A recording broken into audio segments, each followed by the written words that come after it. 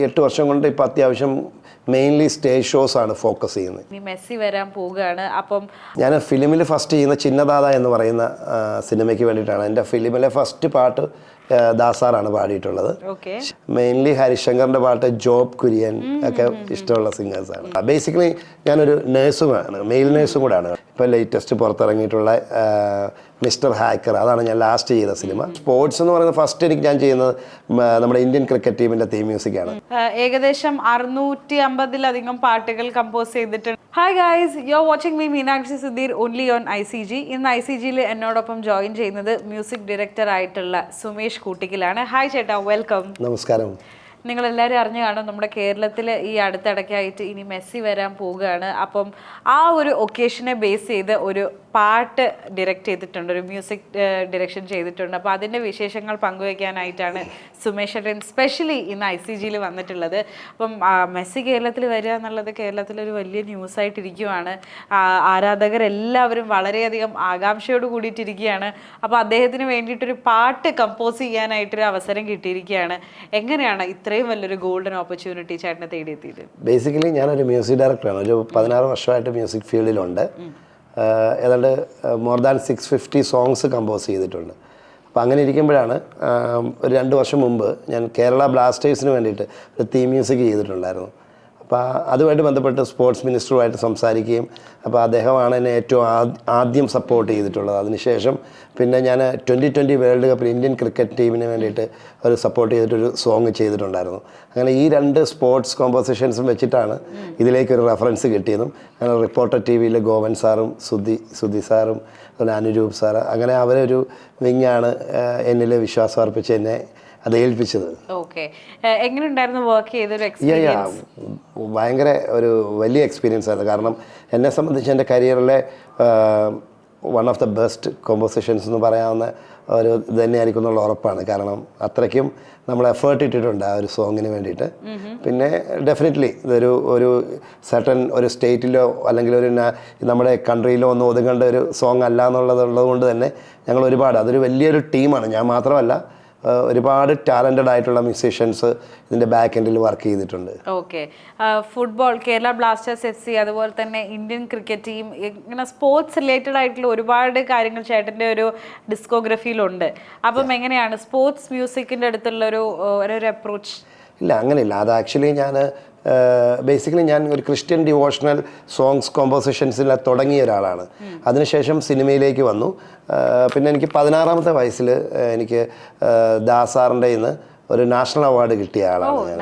അപ്പോൾ എനിക്ക് icon award, URF icon 2016, actually 16-ാമത്തെ വയസ്സിൽ ഞാൻ കോമ്പോസിഷൻ തുടങ്ങിയാലും 2016 എനിക്ക് അവാർഡ് കിട്ടുന്നത്. അതിനുശേഷം ഒരുപാട് ഓപ്പർച്യൂണിറ്റീസ് വന്നു.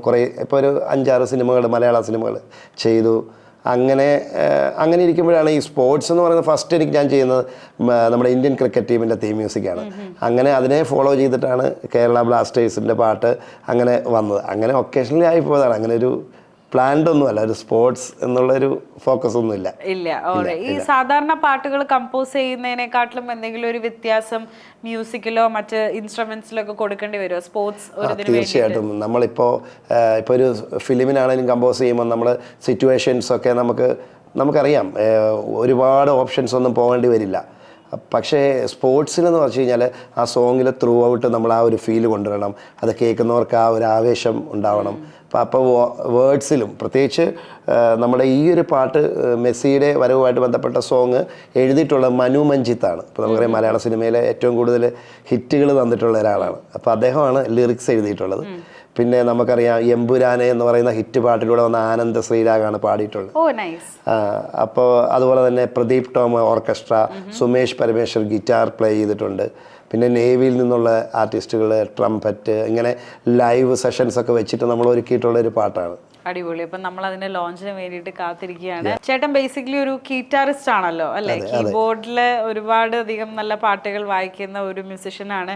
എങ്ങനെയാണ് ആ ഇൻസ്ട്രുമെന്റിന്റെ അടുത്തൊരു ഇഷ്ടം വന്നത്, അല്ലെങ്കിൽ എങ്ങനെയാണ് അത് പഠിച്ചു തുടങ്ങിയത്? അല്ല, ഡെഫിനറ്റ്ലി ഞാനൊരു കീബോർഡ് വായിക്കുന്ന ആളായിരുന്നു തുടക്കം മുതൽ. ബട്ട് ഗിറ്റാറൊന്നും ഒരിക്കലും മൈൻഡിൽ ഉണ്ടായിട്ടുള്ള ഒരു ഇൻസ്ട്രുമെൻ്റ് അല്ല. പക്ഷേ ഞാൻ പറയല്ലോ, 2016 ദാസാറിൻ്റെ ഒരു അവാർഡ് കിട്ടിയപ്പോൾ ഒരുപാട് വേദികളിൽ സ്കൂൾ ആനുവൽ ഡേ അല്ലെങ്കിൽ അങ്ങനെയുള്ള ബിഗ് സ്റ്റേജസിൽ ഇൻവൈറ്റ് ചെയ്തിട്ടുണ്ടായിരുന്നു. അപ്പോൾ അങ്ങനെ വന്നപ്പോൾ എന്തെങ്കിലും ഒരു ഇൻസ്ട്രുമെൻ്റ് വായിക്കണമല്ലോ എന്ന് വെച്ചിട്ടാണ് ഗിറ്റാർ എന്ന് പറയുന്ന ഇൻസ്ട്രുമെൻറ്റിലേക്ക് വന്നത്.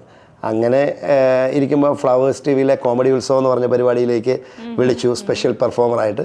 ഞാൻ അവിടെ ഒരു മ്യൂസിക് പ്ലേ ചെയ്തിട്ടാണ് തുടങ്ങിയത്. പക്ഷേ അത് ദൈവാനുഗ്രഹം കൊണ്ട് മില്യൺസ് വ്യൂസ് പോയി. അങ്ങനെ ഒരു ഗിറ്റാറിസ്റ്റ് ആയിട്ട് മാറിയതാണ്. അതെ അതെ. ഇപ്പം മെയിൻലി എനിക്ക് തോന്നുന്നത് കൂടുതൽ ആൾക്കാർക്കും എന്നെ അറിയാവുന്ന ഒരു ഗിറ്റാർ പെർഫോമർ എന്നുള്ള രീതിയിലാണെന്ന് തോന്നുന്നു. മ്യൂസിക് കമ്പോസർ ആയതുകൊണ്ട് തന്നെ പാട്ട് പാടുമോ ചേട്ടൻ? ഇല്ല ഇല്ല, ഒട്ടും പാടില്ല. ഞാൻ പാടില്ല, കാരണം കമ്പോസേഴ്സ് എല്ലാം പാടണമെന്നില്ലല്ലോ. അപ്പോൾ അതുകൊണ്ട് തന്നെ ഞാൻ വോക്കൽ അങ്ങനെ ഫോക്കസ് ചെയ്തിട്ടില്ല. ഓക്കെ. എത്ര നാളായി ഇപ്പോൾ ഗിറ്റാറിൽ? ഞാൻ ഗിറ്റാർ ആക്ച്വലി ഞാനിപ്പോൾ 8 വർഷമായിട്ടുള്ളൂ. 8 വർഷം കൊണ്ട് ഇപ്പോൾ അത്യാവശ്യം മെയിൻലി സ്റ്റേജ് ഷോസ് ആണ് ഫോക്കസ് ചെയ്യുന്നത്.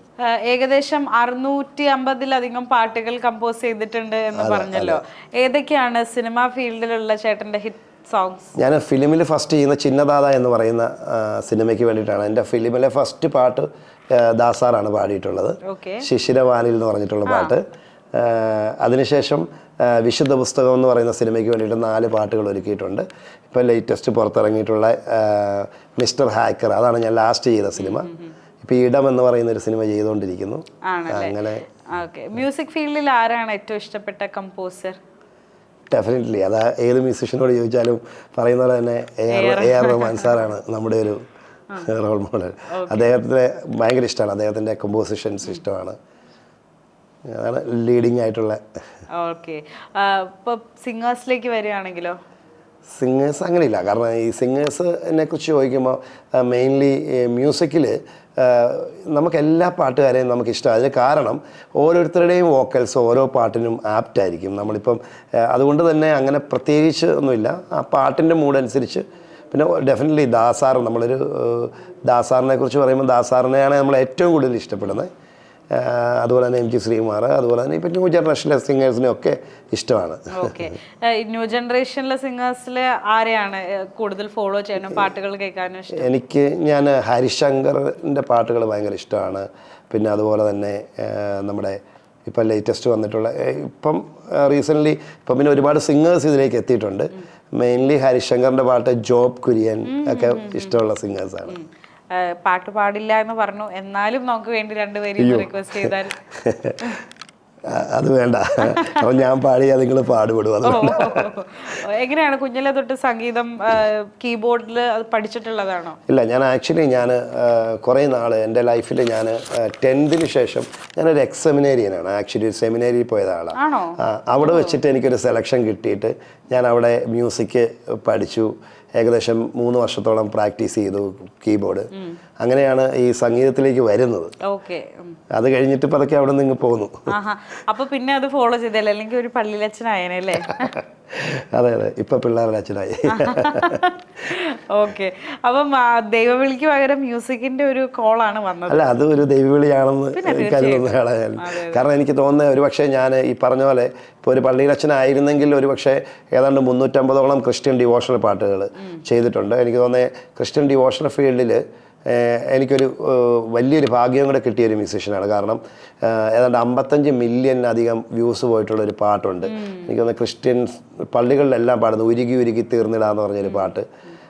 പിന്നെ തിരുവോസ്തിയായി ബലിവേദിയിൽ, അങ്ങനെ ഒരു 4-5 വർഷം അടുപ്പിച്ച് എനിക്ക് ഹിറ്റുകൾ മേക്ക് ചെയ്യാൻ ദൈവം അങ്ങനെ ഒരു അനുഗ്രഹം തന്നിട്ടുണ്ട്. അപ്പോൾ അതൊക്കെ ഒരു പക്ഷേ ഞാൻ അങ്ങനെ ആയിരുന്നെങ്കിൽ എനിക്ക് ചെയ്യാൻ പറ്റില്ലായിരുന്നല്ലോ. അപ്പോൾ അത് ഒരു പ്ലാനിങ് ആയിരുന്നു എന്ന് ഞാൻ വിശ്വസിക്കുന്നു. ഓക്കെ.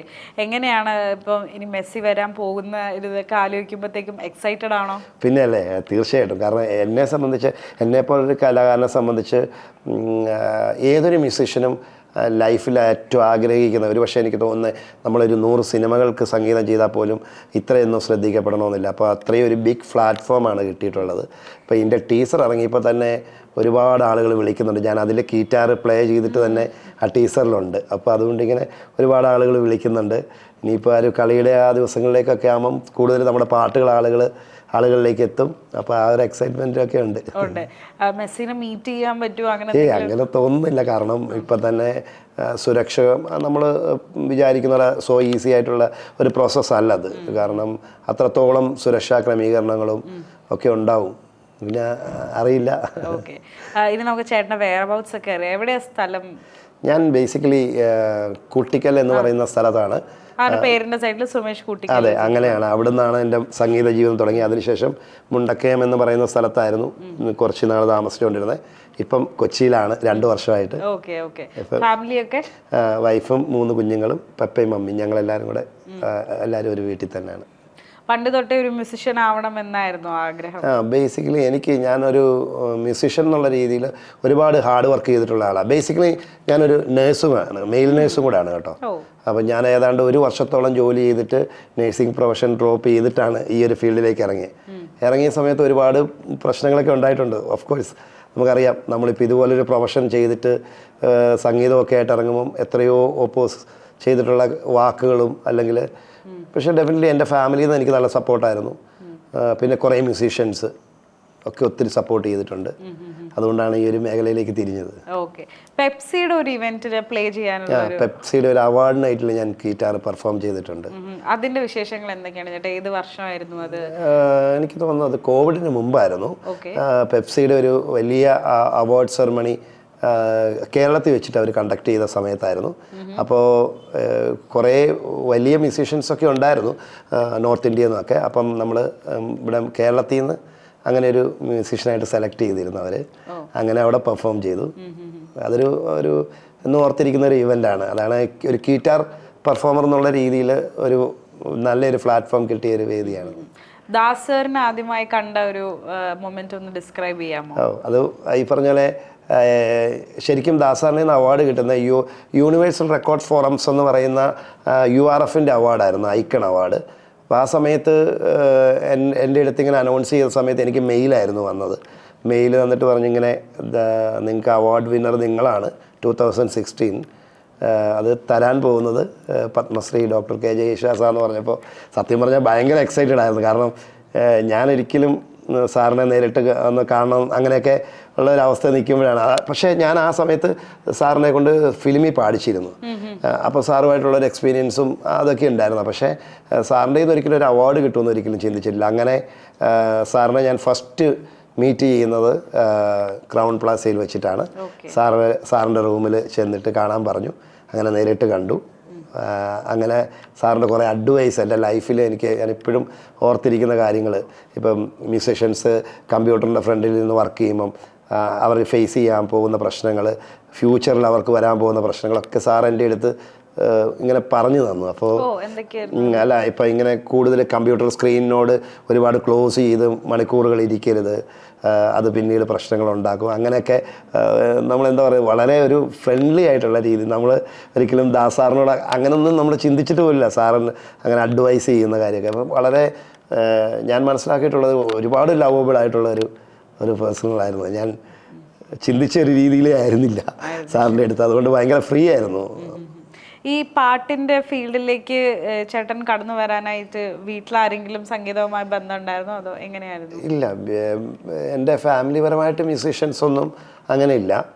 പിന്നെ എന്താ വെച്ച് കഴിഞ്ഞാൽ എൻ്റെ മമ്മിയുടെ ഒരു ഫസ്റ്റ് കസിൻ, ഒരു സന്തോഷ് എന്ന് പറയുന്നൊരു ആൾ മാത്രമാണ് ഈ റിതം കമ്പോസറൊക്കെ പ്ലേ ചെയ്യുന്നത്. അങ്ങനെ ഒരു ഇത് മാത്രമായിരുന്നു. എൻ്റെ ഫാമിലി വേറെ ആരും പാട്ടുകാരോ ഒന്നുമില്ല, ഉണ്ടായിട്ടില്ല. പക്ഷെ പാട്ടിനോട് ചെറുപ്പം മുതലേ ഭയങ്കര ആഗ്രഹമായിരുന്നു. സ്കൂളിലൊക്കെ പഠിക്കുന്ന സമയത്ത് ഇങ്ങനെ ഡെസ്കിൽ താളം കൊട്ടുകയും അങ്ങനെ എപ്പോഴും മ്യൂസിക്കിനോടൊരു താല്പര്യം ഉണ്ടായിരുന്ന ആളാണ്. അതുകൊണ്ടായിരിക്കാം ഉള്ളത്. ഇനിയിപ്പം ഭാവിയിൽ ആരുടെ കൂടെ കൊളാബറേറ്റ് ചെയ്ത് വർക്ക് ചെയ്യണം എന്നാണ് ആഗ്രഹം? അങ്ങനെയൊക്കെ ചോദിച്ചാൽ ശരിക്കും പറഞ്ഞാൽ ഇപ്പം നിൽക്കുന്ന ഒരു അവസ്ഥയിൽ നിന്ന് ഒരുപാട് സിനിമകൾക്ക് ഭാഗമാകണമെന്നൊക്കെയുള്ള ആഗ്രഹങ്ങളുണ്ട്. പക്ഷേ ഓഫ് കോഴ്സ് ഈ ഒരു വാക്ക് വന്നപ്പോൾ തന്നെ 1-2 ഓപ്പർച്യൂണിറ്റീസൊക്കെ ഇപ്പോൾ വന്നിട്ടുണ്ട്. അപ്പോൾ ഇനി കുറേ നല്ല വാക്കുകളൊക്കെ ചെയ്യാൻ പറ്റുമെന്നുള്ളൊരു വിശ്വാസമുണ്ട്. ഇപ്പം apart from being a composer, ചേട്ടനൊരു പെർഫോമർ കൂടിയാണല്ലോ. എങ്ങനെയാണ്, കേരളത്തിലാണോ അതോ അബ്രോഡാണോ കൂടുതൽ ഷോസ് ഒക്കെ ചെയ്തു പോരുന്നത്? കൂടുതലും ഇപ്പം അബ്രോഡാണ് ചെയ്യാറുള്ളത്. എത്ര രാജ്യങ്ങൾ കവർ ചെയ്തു? ഓൾമോസ്റ്റ് US ഒഴിച്ച് ബാക്കി എല്ലാം തന്നെ. US ഇതുവരെ പോകാൻ പറ്റിയിട്ടില്ല. ലാസ്റ്റ് ഒരു 10 days ബിഫോർ ഞാൻ ഏകദേശം ഒരു 30-35 ദിവസം അയർലൻഡ്, UK ഒക്കെ ആയിരുന്നു. ഇനിയിപ്പം നാളെ ദുബായിൽ പെർഫോം ചെയ്യുന്നുണ്ട്. 14th മധുബാലകൃഷ്ണൻ ആളുടെ കൂടെ മസ്കറ്റിലുണ്ട്.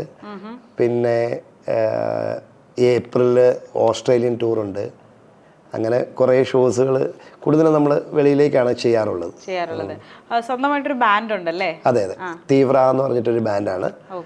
4 സിംഗേഴ്സും ഒരു 5 ഓർക്കസ്ട്ര ക്രൂ ഒക്കെ ഇട്ടിട്ടുള്ള ഒരു ബാൻഡാണ്. ഞങ്ങൾ 9 പേരുടെ ഒരു ടീമാണ്. ഒരു മെറ്റാലിക് ബാൻഡാണ്. ഏത് വർഷമാണ് ബാൻഡ് ഫോം ആയത്? നമ്മളിപ്പോൾ ടോട്ടൽ ഇത് 6th ഇയർ ആണ് തുടങ്ങിയിട്ട്, ബാൻഡ് തുടങ്ങിയിട്ട്. നമ്മൾ ബാൻഡും ഈ പറഞ്ഞ പോലെ നമ്മൾ ഒരുപാട് നമുക്ക് നല്ല നല്ല വേദികൾ ഇപ്പോൾ കിട്ടി തുടങ്ങിയിട്ടുണ്ട്. നമ്മൾ നല്ല ടാലൻറ്റഡ് ആയിട്ടുള്ള കുറേ മ്യൂസീഷ്യൻസ് ഉണ്ട് അതിൽ. ഞങ്ങൾ ഒരുമിച്ച് ഫ്ലവേഴ്സിലെ ഒരു ഷോയില് വന്നല്ലേ? ഫ്ലവേഴ്സിൽ ഇന്ന് രാത്രിയിലും ഉണ്ട് ഒരു ഷോ, നമ്മുടെ ബാൻഡിന്റെ പെർഫോമൻസും. അടിപൊളി. ഇപ്പം ഒരുപാട് രാജ്യങ്ങൾ സന്ദർശിച്ചു എന്ന് പറഞ്ഞല്ലോ. ഏറ്റവും നല്ല വൈബുള്ള ഓഡിയൻസ് ഉള്ളത് ഏത് രാജ്യത്താണ്? അയ്യോ, അങ്ങനെ പറഞ്ഞു കഴിഞ്ഞാൽ ഞാൻ അങ്ങനെയില്ല. എനിക്ക് കൂടുതൽ എന്താ പറയുന്നത്, ഇപ്പോൾ ഈ UK ഒക്കെ നമ്മൾ കണ്ടിന്യൂസ് ചെയ്തുകൊണ്ടായിരിക്കും എനിക്ക് അവിടെ പെർഫോം ചെയ്യാൻ ഭയങ്കര. ഓസ്ട്രേലിയ ഓഫ് കോഴ്സ് നല്ല ഭയങ്കര. പിന്നെ ഗൾഫ്, പിന്നെ നമ്മൾ ഗൾഫ് എപ്പോഴും നമുക്ക് എത്ര പ്രാവശ്യം പോയാലും ഒരുപക്ഷെ ഏറ്റവും കൂടുതൽ പോയിട്ടുള്ളത് അവിടെ തന്നെ ആയിരിക്കും. എങ്കിലും ഓരോ പ്രാവശ്യം പോകുമ്പോഴും പുതുമയാണ്. അപ്പം എല്ലാം ഒന്നിനൊന്നിന് എപ്പോഴും നമ്മളൊരു കാര്യം പറയാറുള്ളത് എന്താണെന്ന് വെച്ചാൽ, നമ്മൾ ഈ കേരളത്തിൽ നിന്ന് വിട്ടുപോയിട്ട് നമ്മൾ പുറത്തൊക്കെ പോയി ജോലി ചെയ്യുമ്പം ഏത് നാട്ടിൽ ചെന്നാലും നമുക്ക് കിട്ടുന്ന ഒരു സ്വീകാര്യതയും അല്ലെങ്കിൽ അവർ എൻജോയ് ചെയ്യുന്ന രീതിയും ഭയങ്കര വ്യത്യാസമാണ്. അവർ ശരിക്കും അതിന് വേണ്ടിയിട്ട് ടൈം കണ്ടെത്തുന്ന ആളുകളാണ്. ഓക്കെ, അപ്പം എന്തായാലും എല്ലാവിധ ആശംസകളും നേരുന്നു ചേട്ടാ. ഇപ്പൊ മെസ്സിയുടെ പാട്ട് വരുമ്പോൾ ഇപ്പൊ എന്തായാലും ഇപ്പൊ ടീസർ ഇറങ്ങി വളരെ ഗംഭീര റെസ്പോൺസ് ആണ് കിട്ടിക്കൊണ്ടിരിക്കുന്നത്. ഇനിയും ഒരുപാട് നല്ല വർക്കുകൾ വരട്ടെ. പാട്ട് ഇറങ്ങുമ്പോഴത്തേക്കും കേരളം മുഴുവൻ ആ സോങ് ഏറ്റെടുക്കട്ടെ എന്ന് ആശംസിക്കുന്നു. Thank you so much.